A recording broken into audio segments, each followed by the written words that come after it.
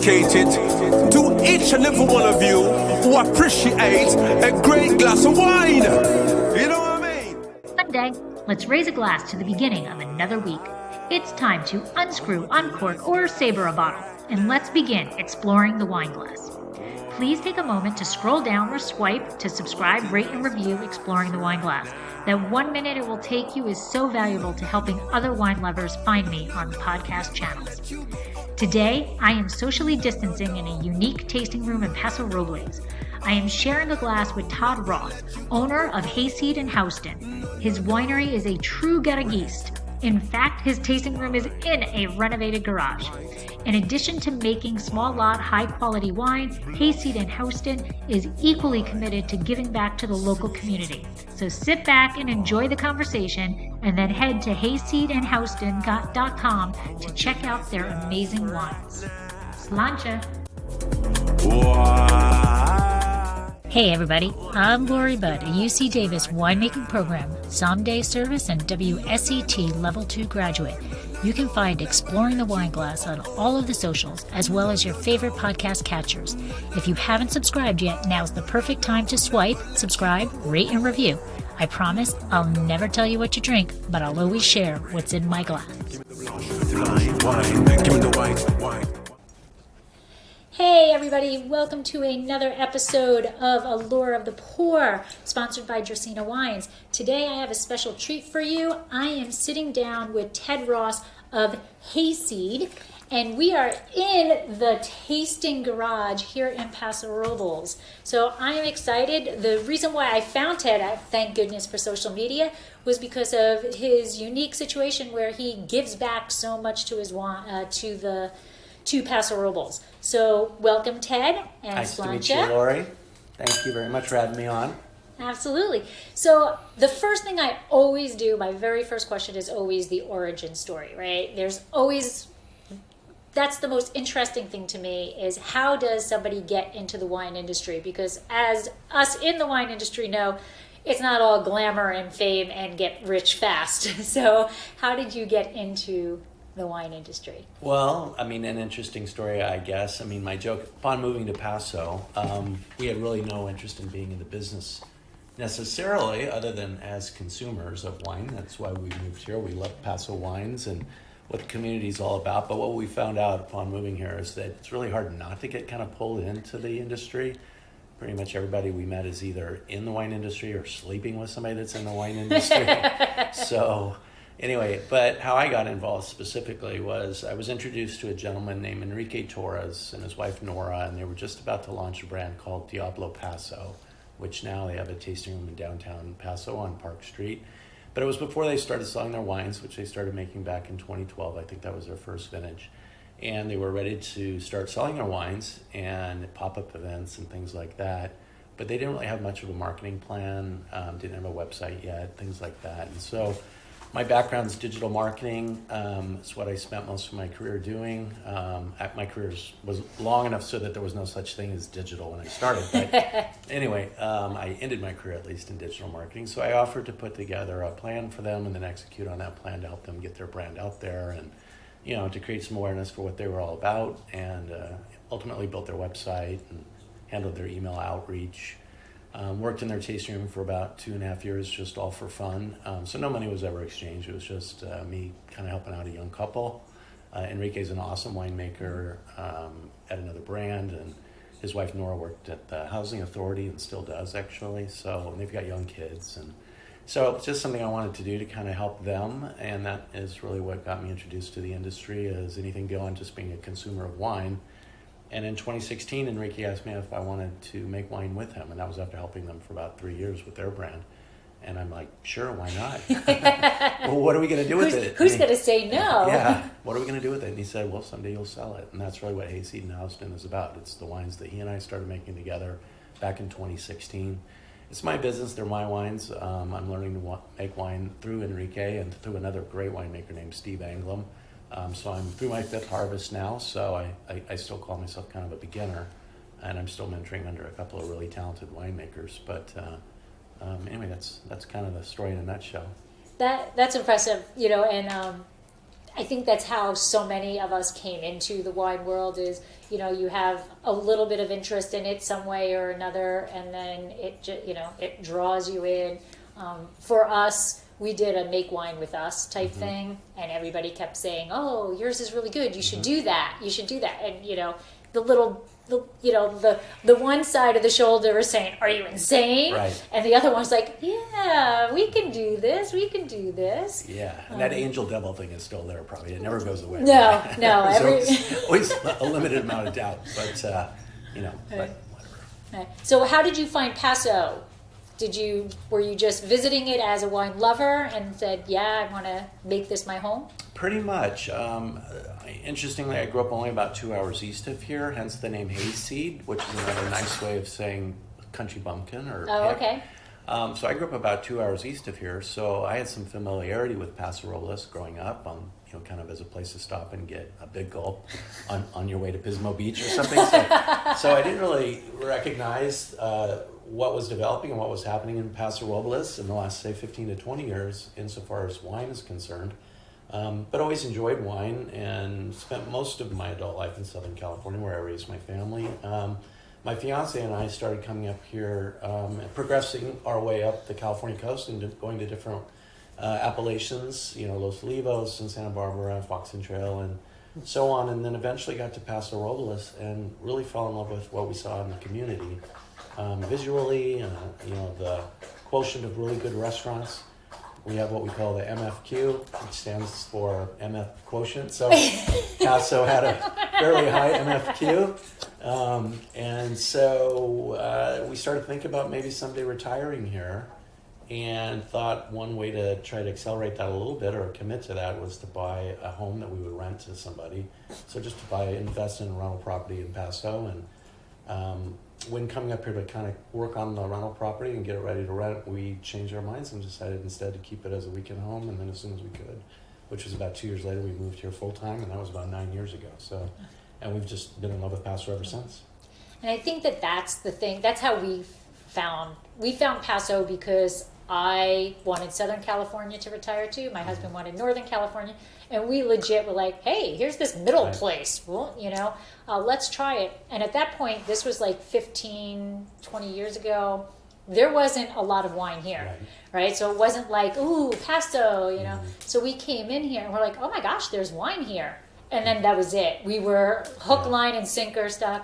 And I think the thing that really makes Paso special are the people and the relationships that are formed. And as you were saying, how you have these mentors, and they're more than happy to share with you their knowledge and their experience. And that's what makes, I think, Paso. Absolutely. It's the most collaborative community I've ever lived in, and I've bounced around and lived quite a few places in my life, both as a young person and as an adult. And it's an extraordinarily collaborative industry. I mean, one person cannot make wine. I mean, it takes a set of hands, a few sets of hands, actually. And in my case, it takes somebody with a little bit more acumen around the winemaking process. Still, it'll be another 5-6 years before I can make wine without phoning a friend or getting some help. So, it's a very collaborative community and industry, and it's just a really fun place to live. It's a fun place to work, and in my case, it's one of the real reasons why I've decided to commit 50% of my profits to supporting the community through the sponsorship of different nonprofits that I kind of work with. So, and like I said at the beginning, that is how I found you. I was scrolling through Instagram, and your feed popped up, and you had the Wines for Paws, and that is really, I mean, that's obviously heart and soul to us, the animals. But you have on your wall here, you have 4 different associations that you deal with. How did you choose them? Why did you choose them? Yeah, well, and as I've augmented my inventory somewhat with wines I've been making the past couple of years, I have now about 7 different nonprofit partners that I support altogether. And I'm looking for an 8th because I have a new Albarino that I'm going to bottle sometime in the spring, and we'll want to commit the profits from that Albarino to a new nonprofit. So I should be up to about 8 before it's all said and done. But so each organization looks after a segment of the community that I care about. So it's folks in abusive relationships that need some help. in times of crisis. So whether it's counseling or shelter or what have you. And for that reason, I support RISE, which, is here in town. It's a great organization that looks after folks that are, experiencing intimate partner abuse, sexual assault, that sort of thing. My Rosé raises money for Paso Cares, and they look after our homeless community. They have a meal program that runs 365 days a year, which is fantastic. So if you're homeless and hungry, there's a place that you can go every single day at 5 o'clock and get a nice, nourishing meal from Paso Cares. My Grenache raises money for CASA. So of the different nonprofit organizations I support, CASA is really the only one that is not founded and focused entirely on either Paso or San Luis County 805 area code, which is where we live. CASA is a national organization, but of course we have a chapter here. And CASA stands for Court-Appointed Special Advocates. So advocates that volunteer on behalf of the courts to look after kids in the foster care system, which is obviously a much needed service. My niece kind of turned me on to CASA because she's a CASA advocate. I'm also pouring today La Matcha, which is a blend of 3 different Spanish varietals, and it's my most recently released wine, so it's my newest nonprofit partner. That partner is 805 on DocuFund, and a tremendous organization started by kids literally in their 20s, maybe early 30s. They're all dreamers that when they got out of school wanted to get back to their community here in the 805 area code. So the geographic scope is from Paso down to about Oxnard and Ventura area. And they started 805 on DocuFund, which is a 501c3 nonprofit, and their mission is to give financial assistance to working families that don't have always access to government funds because of their immigration status. Last year, these young kids gave about $3 million in financial assistance to families in the 805 area code. So they're making a huge impact in the communities that they're from and are part of. And it's obviously something that's much needed in our community because we rely on people to a huge extent that are here doing a lot of the heavy lifting in the vineyard and in the wineries and so on that are here not necessarily with papers. So great organization. I also support through a blend that I'm currently sold out of called Warrior. I support an organization called Operation Surf. Operation Surf was founded by a professional surfer named Van Carraza and his wife Amanda, who's their executive director. They're based in Avila Beach, so it's one of our closer surfing beaches. And their mission is to take veterans who've come back from our areas of conflict, Iraq and Afghanistan specifically, out surfing as a form of therapy. So those that have come back from those areas with PTSD or other injuries, they take out for what they call ocean therapy. So tremendous organization. They've got a kind of a legion of volunteers up and down the California coast that help them put on either weekend events or courses that can take as long as 6 months to complete. For somebody that has a military background that has, again, been in conflict, who perhaps lost an arm or a leg or both in combat, they have a whole curriculum around getting that person back out in the water and comfortable in a safe environment and to experience that ocean therapy. So that's incredible. Yeah, that's so unique, so Central Coast, and so that's amazing. Yeah, absolutely. And then I was supporting Wellness Kitchen, which is based in Templeton, through the sale of my Cabernet, which I called West of Eden. And Wellness Kitchen is a tremendous organization. I was here about 12 years, providing nourishing meals to people in critical care and some sort of health crisis. They didn't have the financial means to get good quality nutrition, so non-GMO, organically grown produce, bone broth, things of that nature, and tremendous organization. Again, 12 years of service to the community, but unfortunately, they were a victim, if you will, of COVID. So they operated as a commercial kitchen, and the money that they made selling packaged meals to people, they reinvested in providing those meals to people in critical care for free. And because of the shutdown of the restaurants and things of that nature, they were just not able to hold it together. And so it looks like they permanently closed, and it just means that there are a lot of people here that are thankful for the service that they got from Wellness Kitchen for many, many years, themselves or a loved one who was, again, experiencing some sort of health crisis. And Nancy Walker, who's the founder of Wellness Kitchen, and I are working together to find an alternative, somebody to replace Wellness Kitchen as a recipient of the money that I raised selling my Cabernet. That's incredible. So you actually answered my question. It's so how are you doing the give back? But each varietal or each bottle you have has a representative Yeah. charity. Yeah, it's a 50-50 split. So I give 50% to worthy organizations, and I keep half for myself. And I like to say I'm a bit of a greedy person, so because I keep half. That's not greedy at all. That's so much more than what many others are willing to give. I think you're extremely generous. I think that's fantastic. So let's talk about, first of all, you said your first vintage was 2016? Yeah, 2016, Enrique and I started making wines together then. I knew virtually nothing about the winemaking process. I think I helped him 2 previous vintages sort fruit, but mostly what that meant was I was smoking a cigar and having a glass of wine while he worked. So in 2016, he challenged me to actually help him and gave me the opportunity to buy some fruit with him. And so we did that. And again, with the goal of these wines someday becoming mine and something that I would sell, which I now am. So we started by making Cabernet and Petit Syrah separately, not co-fermented. Okay. And then ultimately I blended those. And that was my first vintage of Warrior. So when I opened a year ago, August, when that 2016 Warrior blend was ready, then it was one of the 4 first wines that I started to offer. And that's the one that raised money for Operation Surf. Hence the name Warrior. Warrior. Yeah. I get it all. The whole big picture. See, there's that marketing, right? The digital, that whole thing. All right, so this bottle that you have here is La Matcha, okay? And your label is hay? Yeah, it's like hay. Hayseed. Right, so everybody who can find you on Instagram, I see lots of your photos with the hay seeds in front of the thing, so completing the digital. And on the back label we have... Yeah, each of the back labels, the front labels are fairly consistent with the hay pattern, and of course the brand name Hayseed, and then the name of the wine if it has a name or the varietal. The back labels are unique to the varietal and are meant to relate to the different nonprofit organization, either their mission or the segment of our community that they look after. So in the case of La Matcha, I have an image of a person who's a field worker, a Latina. The name La Matcha basically means, it's the feminine version of El Macho. People mostly understand what macho means, kind of tough guy or what have you. So they use La Matcha too from time to time to refer to somebody who, equal to her male counterparts, is out doing a lot of hard work and heavy lifting. And in this case, it's an image of a lady that works in a vineyard somewhere. So. And your blend this year is Graciano, very nice, Mataro and Garnacha.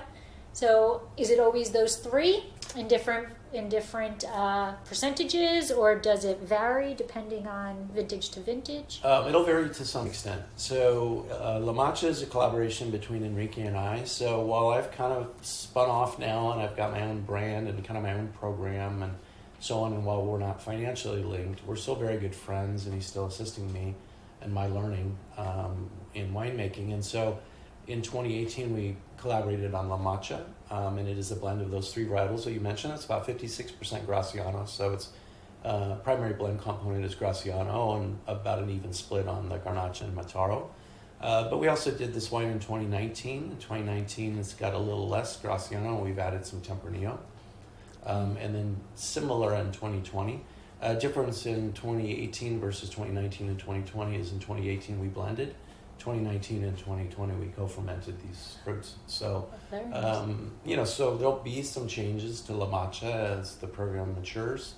Although I'm still excited about doing verticals and things of that nature so people can taste the difference. But the blend components will vary from time to time. And it has a lot to do with our ability to get good quality fruit in order to co-ferment literally on the same day from the vineyards that we source from.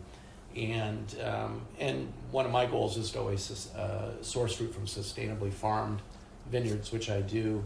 3 of the 4 that I get fruit from year after year are SIP certified, so sustainability in practice. So it's important to me that we do right by the land. And so sometimes that dictates, small changes in the components of a blend or the percentages of what I'm able to do, just because of the availability of select fruit and premium grade fruit from those vineyards. So it's the hardest challenge for me as a small winemaker and someone with only roughly 5 years of experience in Paso is access to really good quality fruit. I don't want to cut corners. Another thing that's kind of a hallmark of Hayseed is that we don't do any sort of chemical intervention We don't do any additives, refining agents, proteins, whether animal or plant-based. It's basically, a little bit of sulfide, less than 20 parts per million, and we inoculate with quality yeast and then let the wine do its thing. So there's really nothing in the wines, very clean wines. So for me, it's going to be interesting every year to see what I get. And it's not a goal to strive for, perfect consistency from vintage to vintage in terms of flavor or texture, what have you. There are going to be some variances because of climate and other things, and I kind of welcome that. So to me, that's what makes winemaking fun. Absolutely. There are some major wine labels out there that haul in a lot of dollars per bottle just because they have a specific name. And their goal is literally to make the same wine vintage after vintage because people say, oh, I know that label. Correct. And they expect the same thing over and over. And, we need to, we know how they make it exactly. the same. Yeah. Lots of tricks and tools. Yes. Yeah. It's a little difficult to have the same wine year in, year out if you're allowing the fruit and the soil and the climate to speak. Absolutely. And now, a word from our sponsor. Did you know that Dracaena Wines has a wine club? We named it the Chalk Club. Draco is on our label, but Vegas was getting a bit jealous, so we decided he deserved to be our wine club spokesdog. In Las Vegas, betting chalk means that you are betting on all of the favorites, and we're gambling that once you taste our wines, we will become one of your favorite wineries. The club is simple, yet a bit different than most. We don't ask for a lot of commitment like others do. Choose between 3 tiers. The Sweet 16, where you'll receive 3 bottles twice a year and get 25% off all orders. Sign up for the Elite 8 and get 30% off all orders and receive 4 bottles twice a year. Or make it to the Final 4 and receive 6 bottles twice a year, as well as receiving 35% off all purchases. All tiers receive discounted shipping, are customizable, and are eligible for unlimited referral bonuses. Add $15 to your bank for each person you refer. Head to www.dracaenawines.com or the link in the show notes to find out all the Chalk Club has to offer and to sign up. We've stocked the odds so that you can get our award-winning wines without breaking the bank. So this... When with the La Matcha, do you have a profile like in your head that you would like to see it be? Granted, it's going to change from vintage to vintage, but is there, are you looking? You've got a female on the back. It's a female term. Are you looking for it to be a more feminine wine? It's a little bit of both. Not so feminine, actually. La Matcha is, it has lots of different meanings, and I by no means pretend to be an expert at the Spanish language. I know a few words and a few phrases, and had some time working in Mexico in my career, so I have a little bit of familiarity, but I don't want to. But there's also some variance from one Latin American country, Spanish-speaking country, to the next. But the connotation of La Matcha is really somebody that's kind of tough. Oh, okay. So not necessarily feminine, but it is a medium-bodied wine, and there is some delicacy to it. The Graciano has got a lot of spice and personality. It's a very complex varietal into itself. It's becoming a little more popular in the Paso area for some very interesting reasons, but it tolerates the heat here very well. It grows well and produces beautiful wine. But it does have a level of spice that makes it kind of interesting. The Mataro, which is basically a Spanish clone of Mourvedre, has some earthiness to it. And so those two varietals alone are relatively powerful and are going to read as such in the glass.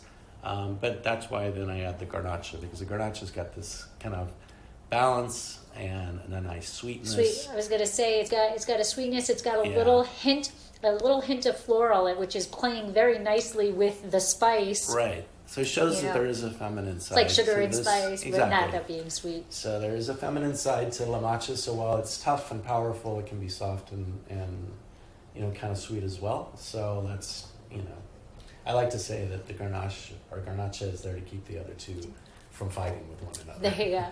Right? And you can't always judge a book by its cover, Sure. right? It's beautiful. the aroma, first of all, the color is beautiful. It's I would say medium minus ruby with nice little translucent on the edges, and the aromas are just there's spice, a little hint of maybe coffee bean. But what really gets me is that little white flower that's on the end that peeks through. Like on your first sniff, it's not there, and then as you're like, oh, this is good. Let me bring it back to my nose, and then there's this nice little hint. And I like what you're saying. It keeps the other two from it's like what is the middle sibling, right? Exactly. It keeps the Marcia. Yeah, exactly. It's beautiful. So how many cases did you have in 2016? Of Your total production? Oh, very, very small. We had 3 barrels of 2016 wine. So when I opened a year ago, August, I had a 2016 Warrior, which was those 3 barrels, roughly 80 cases of Warrior.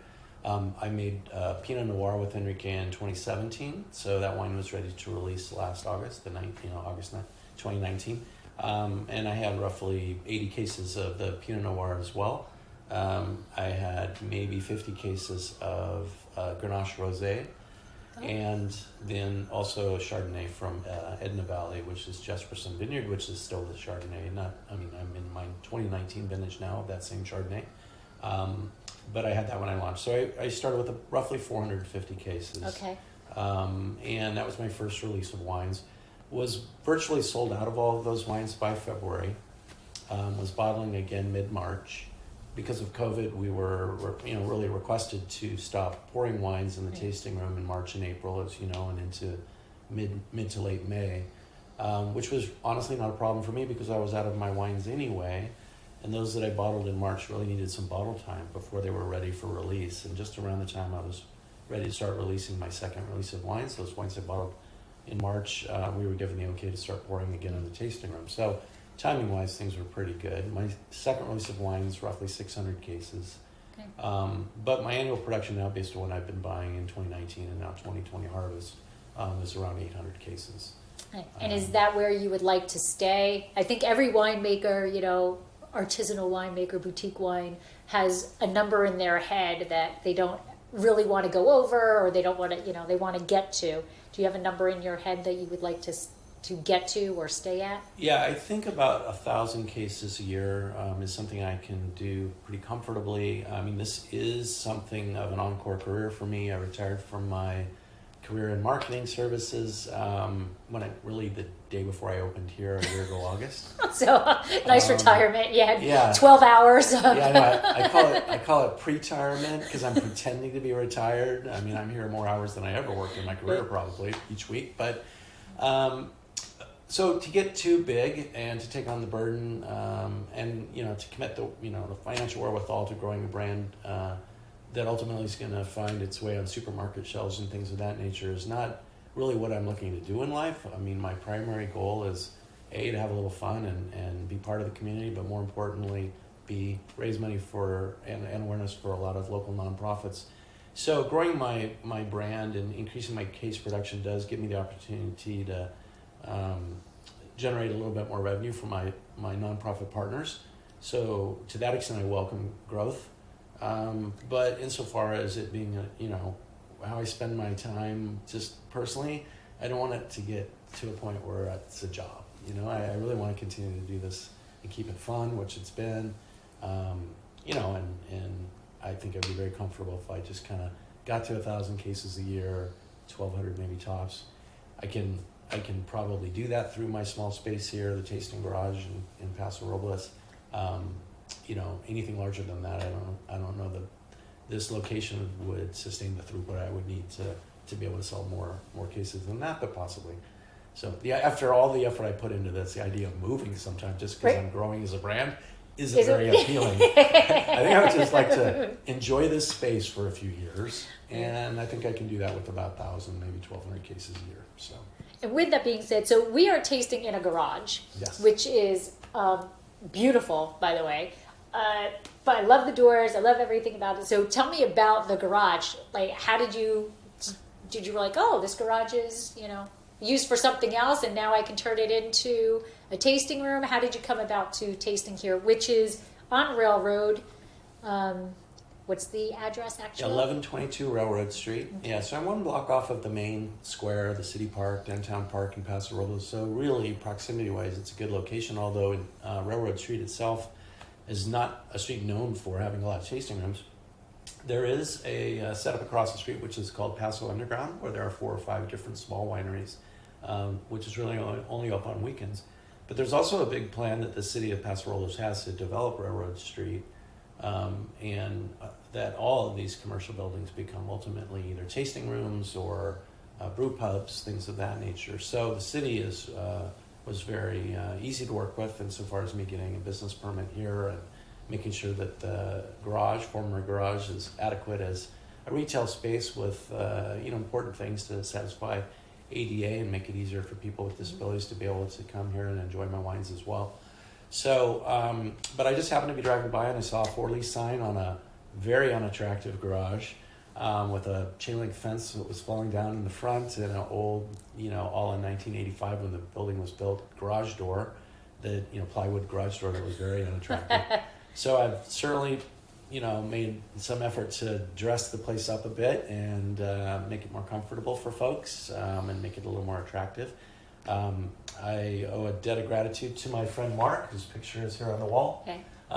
He and I grew up together. He is absolutely a Hayseed, as I am. So we grew up in the country, about 2 hours east of here, and he still lives in that vicinity now. So last summer when I was building the space out, he came to Paso Robles maybe 5 or 6 times. He's a carpenter, so he's got tremendous skills and tools that I'll never have.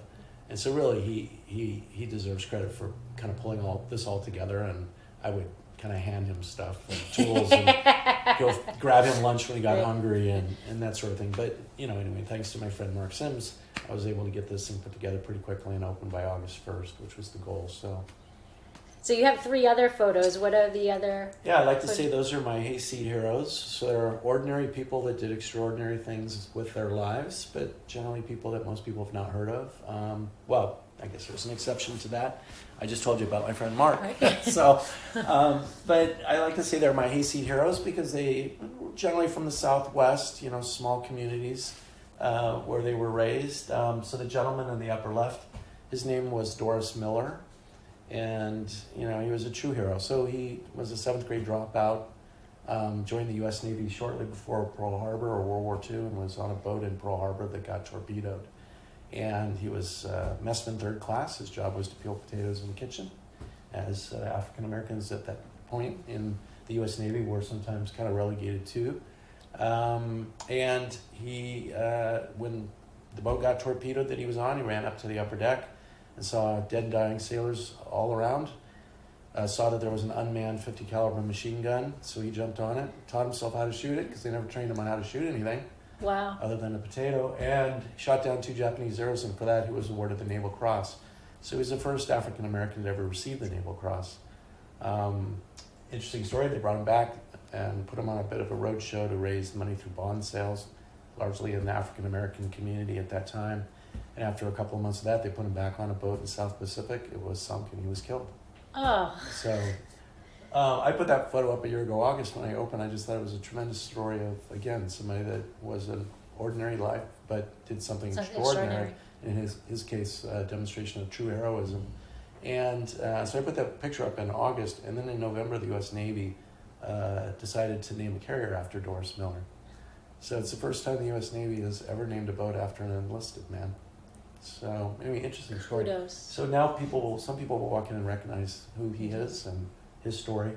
To his right is a lady named Maria Moreno, and she was part of that big diaspora of people that came to California during the 30s, during the Dust Bowl, but a part of that community that most of us don't talk about. She was a farm worker, so she was of Mexican descent, and a lot of people that settled here at that time were not just the farmers who lost their farms, but the workers that were unemployed and lost their jobs because of the Dust Bowl and came here to seek a better life. So she did that in the 30s. She was married at 15, had 12 children when she moved to California.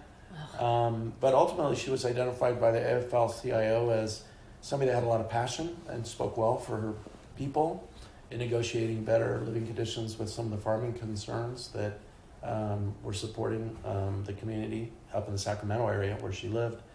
And so was identified by the AFL-CIO as, and named as their first ever farm labor union organizer when the AFL-CIO was interested in breaking into farm labor. And that was again back in the mid-40s. And so she attended their national convention as a delegate for farm labor, and worked with the AFL-CIO for a few years, but realistically after 6 or 7 years with the AFL-CIO, kind of realized they were not doing a whole heck of a lot to help her people. So she was very outspoken, and she called them on it, and they fired her. And consequently, they failed in their attempt to organize farm labor. So it took another 20 years for Cesar Chavez and Dolores Huerta to come through and form the UFW and actually, organize farm labor as we know it to be today. Simply because of the history at the time. But she was the least likely person for that job. She was Latina. She was a she.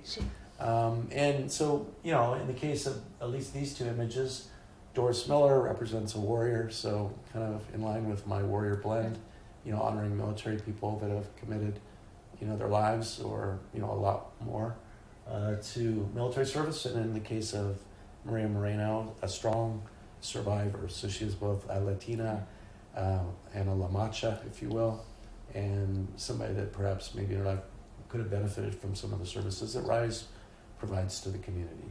So just little connections there.